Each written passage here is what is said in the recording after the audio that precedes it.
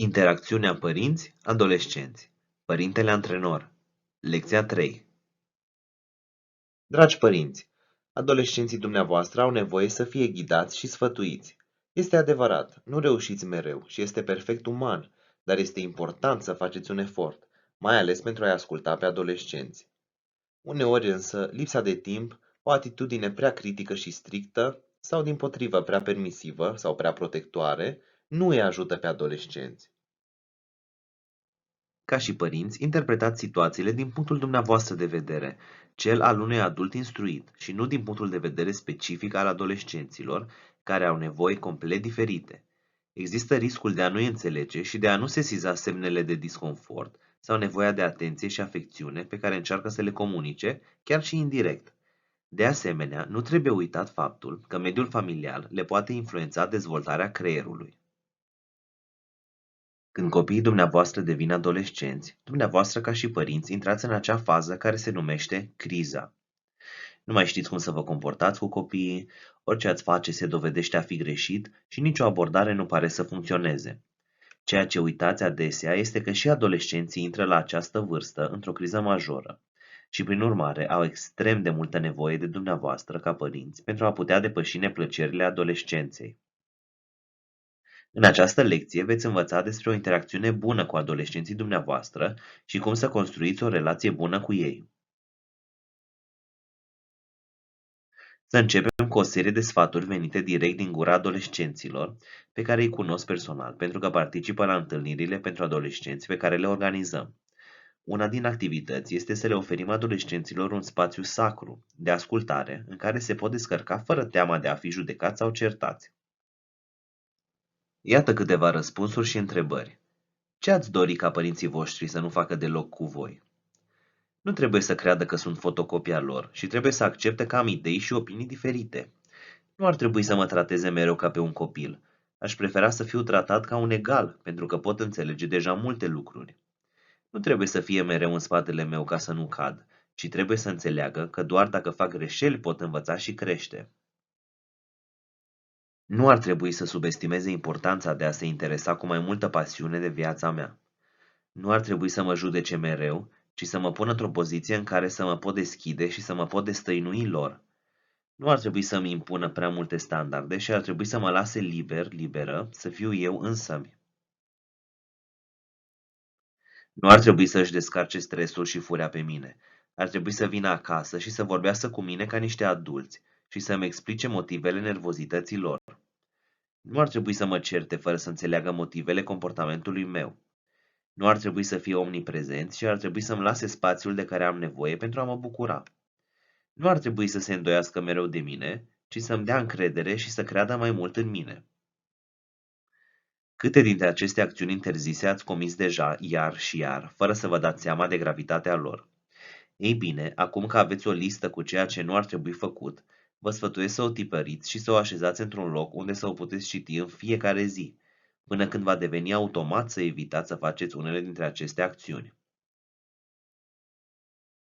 Când copiii intră în adolescență, părinții sunt ca niște ghizi care stau alături de ei, îi însoțesc în călătoria lor și îi lasă liber să facă propriile alegeri. Aceasta este ceea ce diferențiază un părinte antrenor de un părinte care îi dă indicații. Capacitatea de a-i lăsa pe adolescenți să facă propriile alegeri în timp ce se confruntă cu consecințele. Părintele antrenor îl ghidează pe adolescenți spre independență. Adolescenții se confruntă cu un creier în curs de dezvoltare, care necesită multă energie din partea lor pentru a se schimba. De aceea, adolescenții raționează mai puțin și acționează direct cu emoțiile lor. Tot din cauza acestui creier emoțional, adolescenții dau prietenilor și iubirilor o importanță crucială. Această căutare a noutății îi determină să se confrunte cu depășirea nesiguranței. Iată cum să interacționați într-un mod eficient cu adolescenții dumneavoastră. Respectul. Dacă vreți un adolescent respectuos, începeți prin a fi un părinte respectuos. Respectul față de adolescent nu este însă suficient în această situație, deoarece trebuie să fie și față de dumneavoastră și față de partenerul de cuplu. Ceea ce trebuie să rețineți. Cum puteți cere respect de la copilul dumneavoastră dacă nu vă respectați pe dumneavoastră și pe cei din jur? Adolescentul preia acest model. Valorile și responsabilitatea. Dacă ați clarificat valorile care trebuie respectate în familia dumneavoastră, vă va fi mult mai ușor să câștigați respectul. Dacă nu ați făcut deja acest lucru, începeți acum și explicați-le tuturor că există anumite reguli etice în casă care nu trebuie ignorate niciodată, cum ar fi: nu ridicați vocea, nu dați vina pe cineva, fiți amabil, sensibil și empatici. Ajutați în caz de nevoie. Îndrumați adolescentul să facă lucrurile pe care le poate face singur și veți vedea că va începe să vă respecte mai mult. Ce trebuie să evitați pentru o bună comunicare cu adolescentul dumneavoastră? Comunicarea cu un adolescent pentru cei care nu cunosc instrumentele potrivite poate fi chiar imposibilă.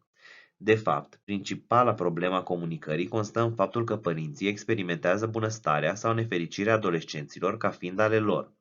Da, este adevărat că datoria părinților antrenori este aceea de a-și însoți adolescenții, dar aceasta înseamnă că trebuie să fie alături de ei și nu în locul lor.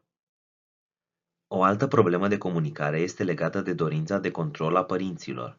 Probabil că doriți să aveți control pentru școală, prietenii, social media, atitudinea și modul de a vorbi al adolescenților dumneavoastră.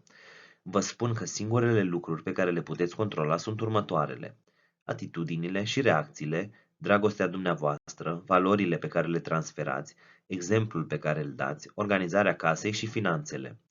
Nu vă puteți controla decât pe dumneavoastră și, prin urmare, atunci când comunicați cu copiii dumneavoastră, țineți cont de acest lucru. O altă regulă de aur pentru comunicare este: ascultați pentru a înțelege, nu pentru a răspunde. Dacă dumneavoastră nu vă ascultați adolescenții, aceștia nu vă vor asculta. Ascultați punctul lor de vedere, puneți-vă în locul lor, dar nu-i dați sfaturi dacă nu vi le cere și nu găsiți soluții pentru ei decât dacă vă solicită.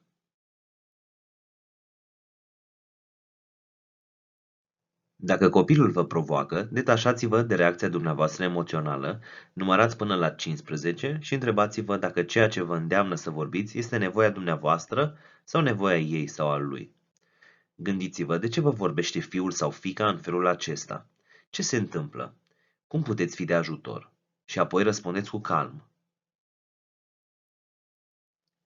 Dacă adolescentul nu vă respectă într-o conversație, atunci nu-i răspundeți.